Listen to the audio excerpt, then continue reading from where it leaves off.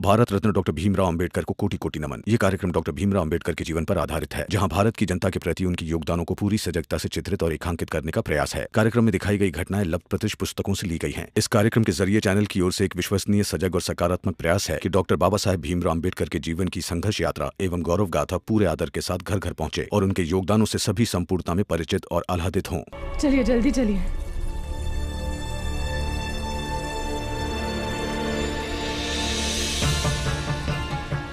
जी चिंता मत कीजिए, मैं कि भाग नहीं रही थी। भीवा के बाबा कहते हैं कि कानून से कभी भागना नहीं चाहिए। बस मेरे पति के पक्ष में जो सबूत चाहिए थे वो इकट्ठा करने गई थी। चलिए आइए। देखिए, मेरे घर वालों की कोई गलती नहीं है और मैं जानता हूँ कि आई झूठ नहीं बोलेगी। आप कहेंगे तो मैं आपके साथ थाने चलने के लिए तैयार हूँ, लेकिन बाकी लोगों को कुछ मत करिए, उन्हें छोड़ दीजिए। साहेब, इस पिद्दी की बातों में मत आना। ये लोग जो भी करते हैं मिलजुल क्या करते हैं। मैं तो कहता हूँ इन सबको साथ थाने ले जाओ। हुजूर, इस छोटे वाले को तो एकदम मत छोड़ना। दिखने में छोटा लगे पर घाव करे गंभीर। इन सब को पकड़ के रखो जब तक मेरा सिपाही इस औरत को पकड़ के ला रहा है। आप समझने की कोशिश कीजिए। मुझे कुछ नहीं समझना। नहीं साहब, आपको समझना पड़ेगा। माफ कीजिए, मैं कुछ कहना चाहती हूँ आपसे। जी, ये मेरे पति के दोस्त हैं जो आपसे कुछ कहना चाहते हैं। मैं भागी नहीं थी साहब। अपने बच्चों को, अपने परिवार को छोड़ के भाग कैसे सकती हूँ? मैं इन्हें बुलाने गई थी। अब बताइए सब लोग, कहिए इनसे। साहब, मैं व्यापार के लिए बाहर गया था तो वहाँ मुझे राम जी मिले। मैं वापस लौट आया साहब, लेकिन राम जी वहीं हैं। जब क्या बकवास कर रहा तू? मैं गवाह हूँ साहब। जब राम जी व्यापार करने गए थे तो मैं ही उन्हें स्टेशन छोड़ने गया था। बहुत दुखी थे साहब, और क्यों ना होते, उनकी बेटी की शादी टूट गई थी और कह रहे थे कि जाना मजबूरी है, जब कमा कर लौट कर आएंगे तो शादी धूमधाम से करेंगे। आप ये कैसी बातें कर रहे हैं साहब? राम जी तो खुद रिटायर्ड सूबेदार था फौज का। वो तो हमेशा हम लोगों से कहता था हम जैसे जात वालों की ना फौज में भर्ती बंद हो गई है, नहीं तो हमें फौज में भर्ती हो जाना चाहिए। और फौज में भर्ती होने से साहब रुतबा और पैसा दोनों मिलते हैं ना। और फिर हमारी बिरादरी तो हमेशा आपके लिए लड़ी है साहब, और बहादुरी भी दिखाई है। चुप कर साहब, ये लोग छोटे लोग हैं, सब मिले हुए हैं। आप इनकी बातों पे ध्यान मत दीजिए। मगर मैं इनकी जात का नहीं हूँ।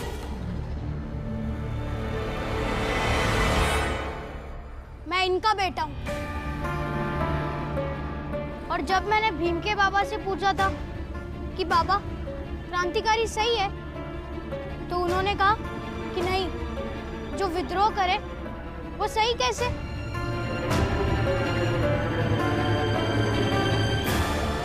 तो फिर आप ही बताइए, वो कैसे कर सकते हैं ये सब? तू चुप कर साहब, ये मेरा बेटा है, लेकिन इस भीमराव ने और इसके दोनों भाइयों ने मिलकर इसको बरगला दिया है। मैं चुप ही हूँ बाबा, मगर मुझे भीम ने नहीं बरगलाया है।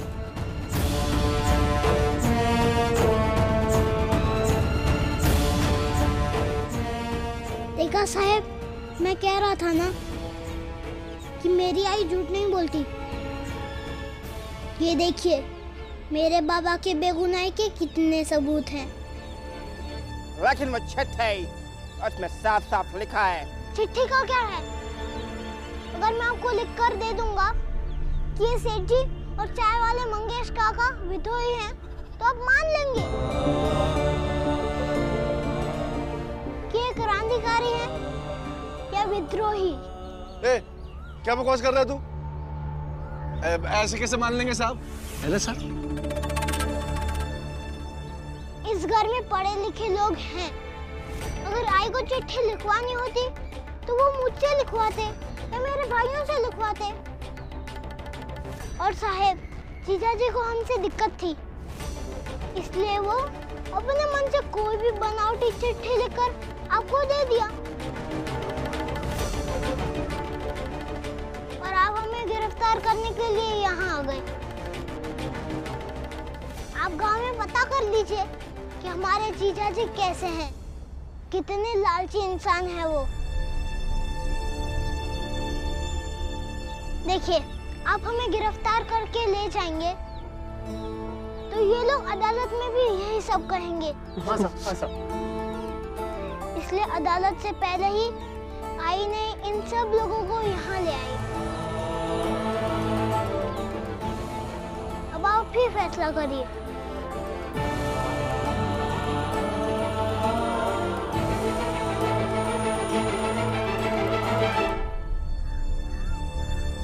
ठीक है, अभी गिरफ्तार करने की वाजिब वजह नहीं है।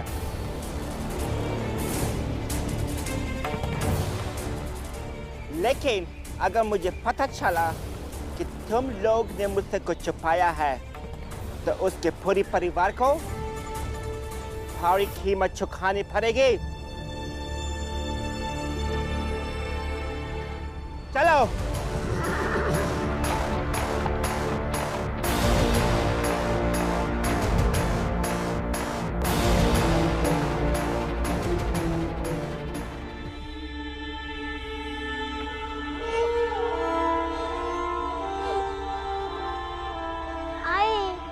क्यों रही हो?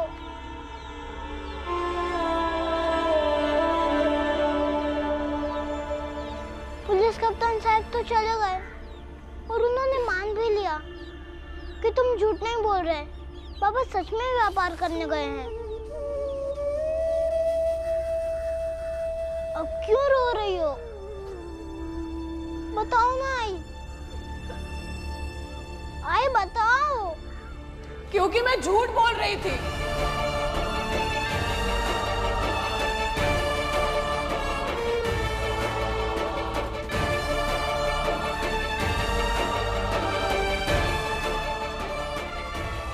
तुम्हारे बाबा व्यापार करने नहीं गए हैं,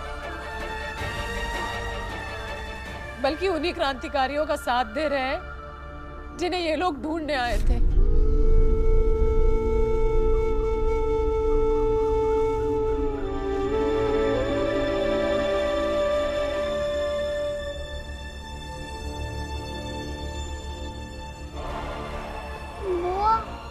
सही कह रही है।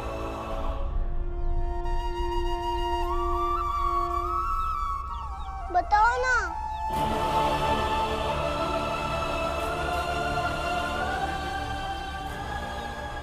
गंगा दीदी,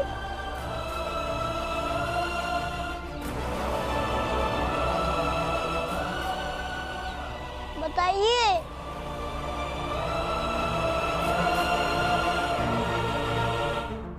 आप लोगों ने तो बाबा के पक्ष में गवाही दी थी कि बाबा व्यापार करने गए, तो ये क्या बोल रही है आई?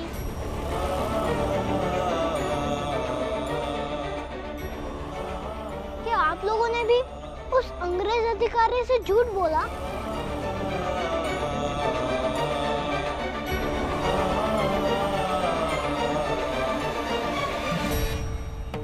बोलिए ना।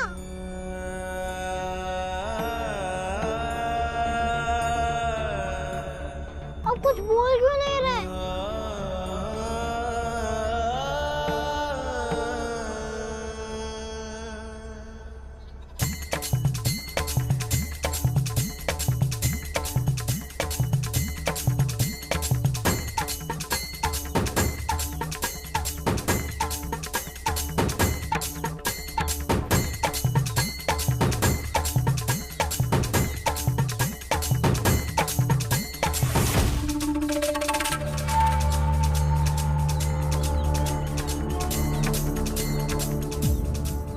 सेठ जी को अपने बेटे को लेकर फैसला करना ही होगा, नहीं तो पूरा समाज खराब हो जाएगा। एक स्वर्णकार का बेटा ये काम करेगा? इससे क्या संदेश जाएगा समाज में? हम किसी को मुंह दिखाने के काबिल नहीं बचेंगे। और अगर ये ऐसे ही चलता रहा तो कल को हमारे और तुम्हारे बेटे भी इसको देखकर बाजा बजाने की जिद करेंगे।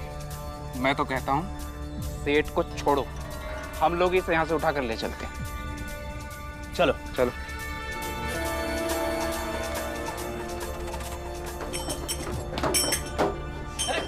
अरे क्या कर लो? अरे मुझे छोड़ो। एक कदम भी आगे बढ़ाया ना, हड्डी पसली तोड़ के यहीं बिठा दूंगा। चलो। अरे छोड़ो। अरे कहाँ ले जा रहे हो? अरे छोड़ो मुझे छोड़ो।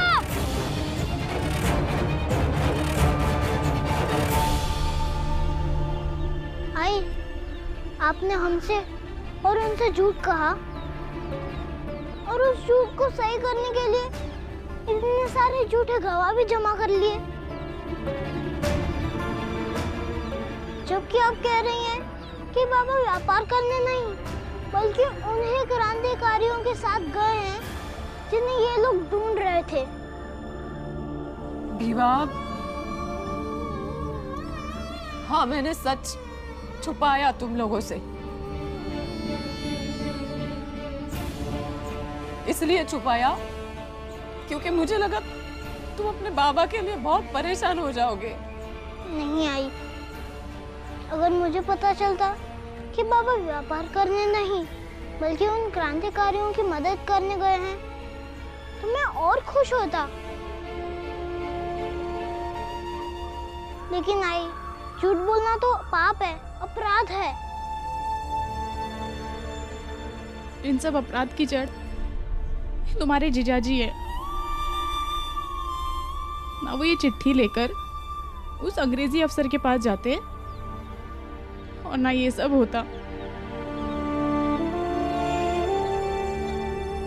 आई बुआ, भीम, मेरे पति ने जो ये इतना बड़ा छल किया है उसके लिए मैं आप सबसे माफी मांगती हूँ। नहीं दीदी, जीजा जी ने जो किया वो अपने मन से किया था। आप उनकी तरफ से माफी मत मांगिए। लेकिन आई ने जो किया उससे मैं बहुत दुखी हूँ।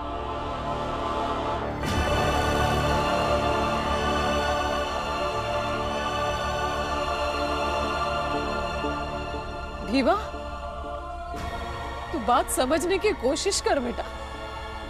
मुझे बस एक बात समझ में आ रही है, क्या मैं जेल में बंद होना चाहिए?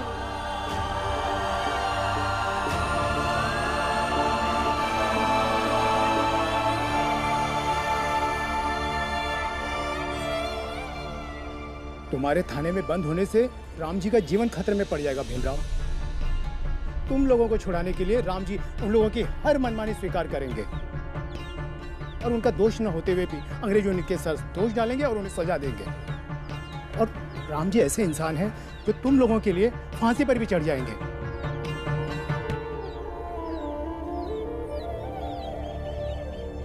तुम क्या चाहते हो, उन्हें फांसी हो जाए?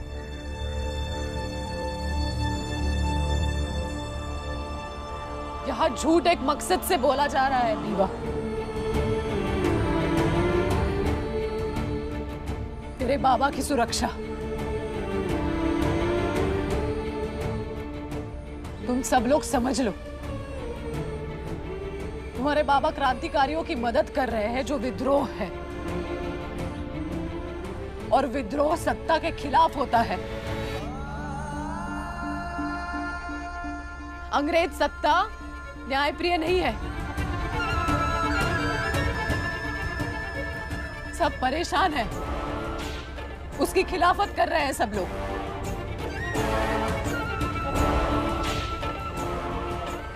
इस सब में ना जाने कितनी जानें चली गई है, कितने लोग मर गए हैं।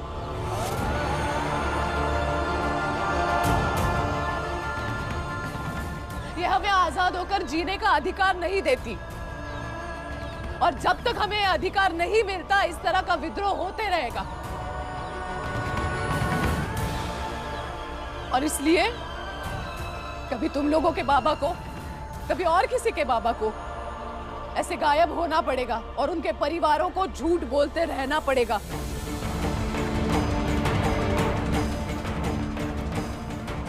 क्योंकि ऐसे लोगों का जिंदा रहना बहुत जरूरी है।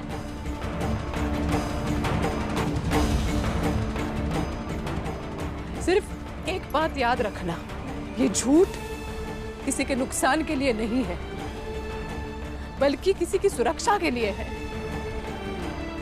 किसी की जान बचाने के लिए है। और ऐसे वक्त ये झूठ भी सच से बहुत कीमती हो जाता है।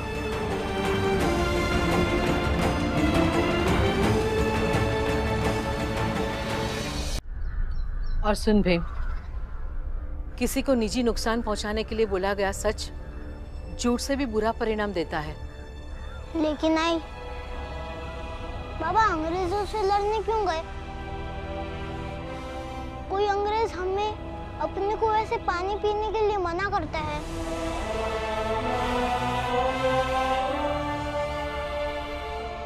किसी अंग्रेज ने मेरे बाल कटवाने के लिए मना किया था।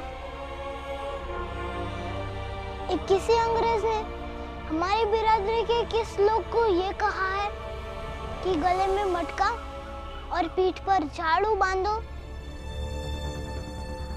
क्योंकि आपके पदचिन्ह जमीन पर ना बने और हमारी थूक उनकी जमीन पर ना गिरे।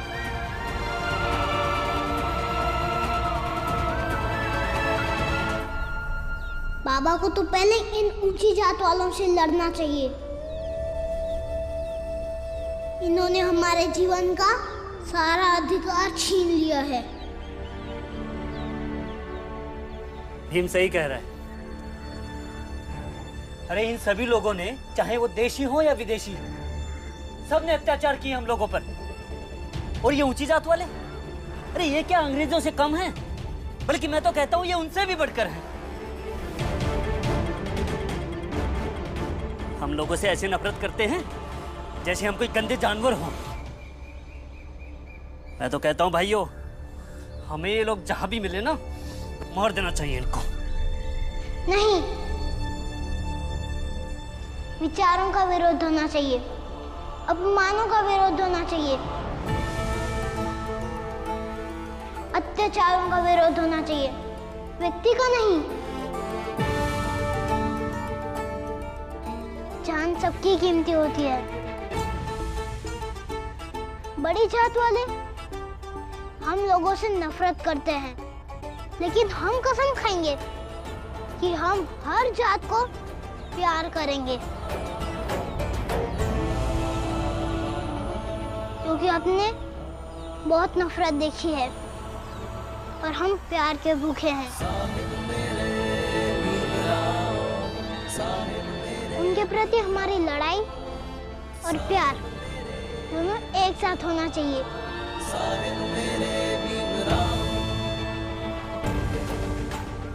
ताकि इतिहास हमें बुरा ना कहे और हमें नफरत के बदले प्यार मिले। क्या ये व्यावहारिक है भीम? प्रेम और विरोध दोनों एक साथ किया जा सके? कोई हमारे साथ कितना भी बुरा बर्ताव करे, फिर भी हमारे अंदर उनके प्रति थोड़ा भी बुरा ना हो? मुश्किल है, लेकिन कोशिश करेंगे तो प्यार और लड़ाई दोनों एक साथ हो सकता है। मंजिला दीदी की शादी तोड़ने के लिए मैं घर छोड़कर चले गया तो आई ने मेरा विरोध किया, मगर बुआ बताती है कि मैं जितने दिन बाहर था रोज आई ने मेरे बारे में पूछा।